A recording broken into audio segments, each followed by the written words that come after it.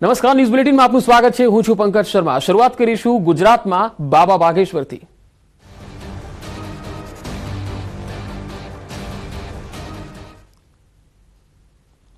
બાબા બાગેશ્વર આવે છે ગુજરાત। ધીરેન્દ્ર શાસ્ત્રી આજે સવારે 11 વાગે અમદાવાદ પહોંચશે। વટવામાં દેવકીનંદન મહારાજની કથામાં પણ તેઓ હાજરી આપવાના છે। વટવામાં બપોરે 3 થી 7 વાગ્યા સુધીના આ કાર્યક્રમમાં તેઓ હાજરી આપશે। બાબા માને છે દેવકીનંદન મહારાજને પોતાના મોટા ભાઈ। ગુજરાતમાં અલગ અલગ 5 શહેરમાં દિવ્ય દરબારનું આયોજન છે, જેમાં અમદાવાદ, રાજકોટ, સુરત, વડોદરા અને ગાંધીનગરમાં આયોજન છે। 26મીએ સુરતમાં આયોજિત દિવ્ય દરબારમાં હાજરી આપશે।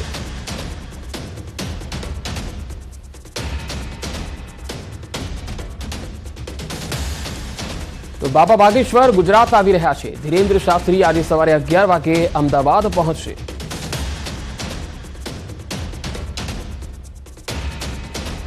તો આ વિષય પર વધુ માહિતી સાથે સંવાદદાતા વિભુ પટેલ મારી સાથે જોડાયા છે।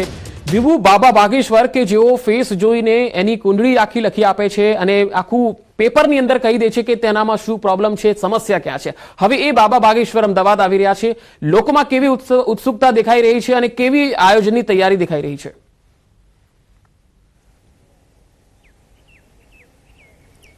પંકજ, બાગેશ્વર ધામના ધીરેન્દ્ર કૃષ્ણ શાસ્ત્રી છે તે અમદાવાદની મુલાકાતે આવી રહ્યા છે। જો કે ગુજરાતની મુલાકાતે છે અને આગામી અલગ અલગ શહેરોમાં તેઓ દિવ્ય દરબાર કરવાના છે। આજે 11 કલાકે અમદાવાદ એરપોર્ટ પર તેઓનું આગમન થશે। આપણે દ્રશ્યો પણ બતાવવા માંગીશ કે જે સ્પેશિયલ ચાર્ટરમાં આવશે અને તેઓને રિસીવ કરવા માટે પણ સમિતિના જે આયોજકો છે, કથાના આયોજકો છે, તે પણ અહીં ઉપસ્થિત રહેવાના છે। 11 કલાકની આસપાસ તેઓ અહીં અમદાવાદ એરપોર્ટ પર તેઓનું આગમન થશે અને તેઓનું સ્વાગત છે તે અમદાવાદ એરપોર્ટ ઉપર કરવામાં આવશે। ત્યારબાદ તેઓ જે યજમાન છે ત્યાં જશે અને ત્યારબાદ કથાઓમાં જવાના છે। એટલે કે કથામાં જે દેવકીનંદનની કથા ચાલે છે, શિવ પુરાણ, અને એ કથામાં તેઓ ઉપસ્થિત રહેવાના છે 3 થી 7 વાગ્યા સુધી। એ કથામાં ઉપસ્થિત રહ્યા બાદ તેઓ અમદાવાદથી નીકળી જશે। 2 દિવસનો કાર્યક્રમ તેઓનો સુરતમાં છે। સુરતમાં દિવ્ય દરબાર યોજાવાનો છે, ત્યારબાદ અમદાવાદમાં પણ દિવ્ય દરબાર યોજાવાનો છે। ગાંધીનગરના ઝુંડાલમાં પણ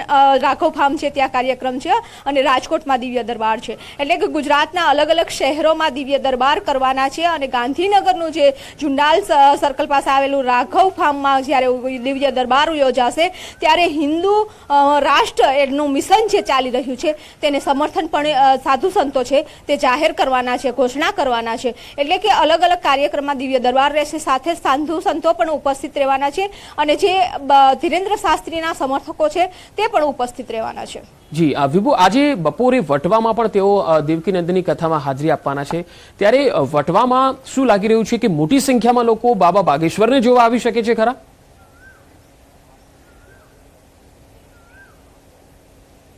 પંકજ, કારણ કે ધીરેન્દ્ર શાસ્ત્રીનો જે અલગ અલગ દરબાર હોય છે ત્યાં પણ ખૂબ જ મોટી સંખ્યામાં તેઓના સમર્થકો પહોંચે છે, તેના ઉપર શ્રદ્ધા છે તે લોકો પણ ત્યાં જાય છે, અરજી લગાવવા જતા હોય છે। બાગેશ્વર ધામ નથી જઈ શકતા તે લોકો ધીરેન્દ્ર શાસ્ત્રીનો અલગ અલગ શહેરમાં દિવ્ય દરબાર યોજાય છે ત્યાં પહોંચતા હોય છે, તેને મળવા માટે જતા હોય છે, અરજી લગાવવા માટે જતા હોય છે।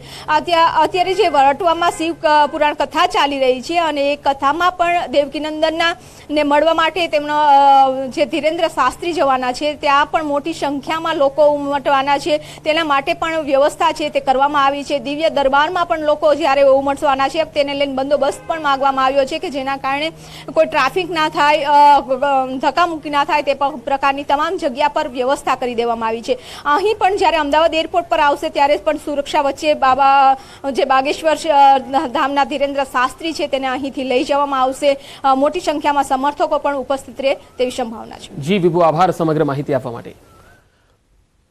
તો કાગળ પર લોકોના મનની વાત લખી દેનારા બાબા બાગેશ્વરને લઈને ગુજરાતમાં અલગ અલગ જગ્યાએ તૈયારીઓ થઈ રહી છે। બાગેશ્વર ધામના ધીરેન્દ્ર શાસ્ત્રી ગુજરાતમાં અલગ અલગ જગ્યાએ દિવ્ય દરબાર યોજી રહ્યા છે। રાજકોટમાં પણ દિવ્ય દરબાર યોજાવાનો છે, જ્યાં પૂર્વ મુખ્યમંત્રી વિજય રૂપાણીએ બાગેશ્વર ધામ સમિતિના કાર્યાલયની મુલાકાત લીધી હતી। રૂપાણીએ કહ્યું કે આ દરબારને અભૂતપૂર્વ સફળતા મળશે।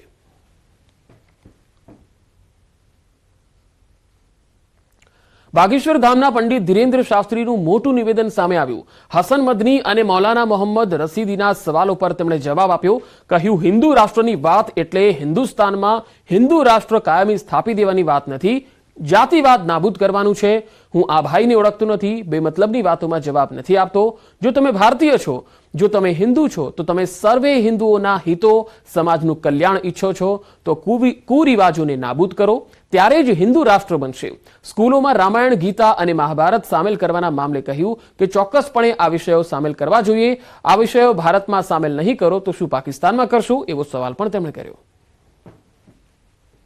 हिंदू राष्ट्र की बात अगर हिंदुस्तान में हिंदुओं के हित की, हिंदू राष्ट्र मतलब कोई पर्टिकुलर धर्म को स्थान देने की बात नहीं. हिंदू राष्ट्र का मतलब जातिवाद को मिटाना. हम इन भाई साहब को जानते नहीं हैं, वो बाहियात बातों पर हम जवाब दें. आप पूरे संसार का कल्याण चाहते हो, आप चाहते हो कि कुरीतियां मिटे, तो हिंदू राष्ट्र क्या महाराज जी स्कूली शिक्षा में भी रामायण और महाभारत को शामिल किया जाना चाहिए? बिल्कुल करना चाहिए. ये भारत में नहीं होगा तो कहाँ शामिल होगा? पाकिस्तान में.